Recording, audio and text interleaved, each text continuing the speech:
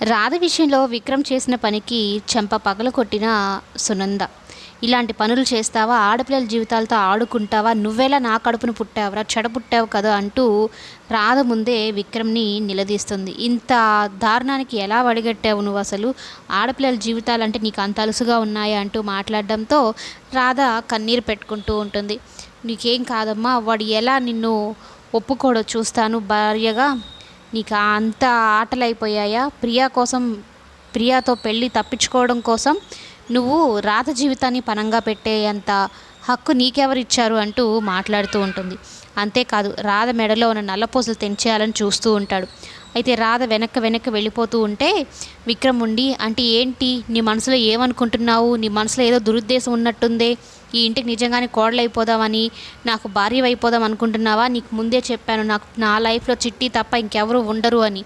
నీకు ముందు చెప్పే అగ్రిమెంట్ పెళ్లి చేసుకున్నాను కదా అని అంటూ ఉంటే, అగ్రిమెంట్ పెళ్ళికి నువ్వు 2 ముళ్ళు వేస్తే నేను ఒప్పుకున్నాను, కానీ ఇప్పుడు మనసా వాచ ఇప్పుడు నాకు 3 ముళ్ళు, నువ్వు అందరి సాక్షిగా అగ్ని సాక్షిగా నా మెడలో నువ్వు నల్లపూసలు వేసేసావు.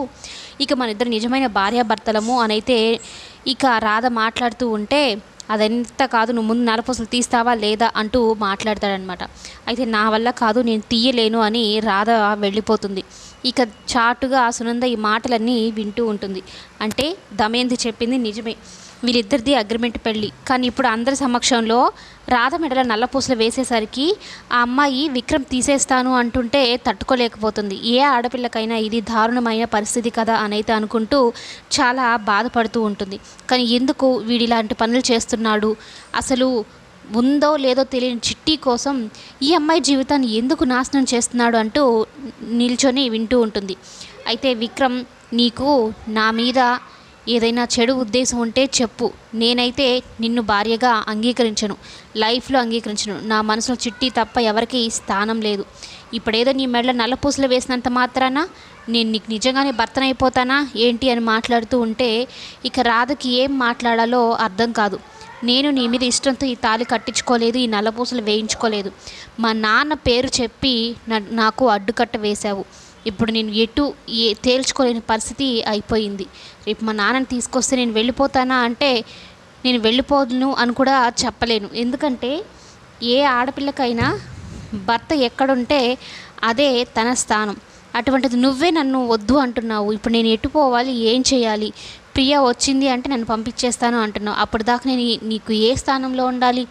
భార్య స్థానంగా ఉండాలా, లేకుంటే వేరే స్థానంలో ఉండాలా అంటూ రాధ మాట్లాడిన మాటలకు విక్రమ్, ఇదేంటి ఇలా మాట్లాడుతున్నావు? నువ్వు ఏ స్థానమైనా తీసుకో, నాకు అవన్నీ అనవసరం. నా చిట్టి నాకు దొరికిన రోజు నువ్వు ఇంట్లోంచి వెళ్ళిపోవాలి. ఆ రోజు మీ నాన్న కూడా వస్తాడు అని చెప్తాడనమాట. అదేంటి అలా మాట్లాడతావు? ఇందాకే కదా మీ నాన్నని విడిపిస్తాను అన్నావు, మరలా ఇలా మాట్లాడుతున్నావేంటి అంటూ ఉంటే, నేను అప్పుడు ఇదే చెప్పాను, ఇప్పుడు ఇదే చెప్తున్నాను. నాకు చిట్టి దొరికిన రోజే మీ నాన్న వస్తాడు అని చెప్పగానే సునంద వచ్చి విక్రమ్ చెంప పగలు కొడుతుంది. ఇలాంటి పనులు చేస్తావారా అని.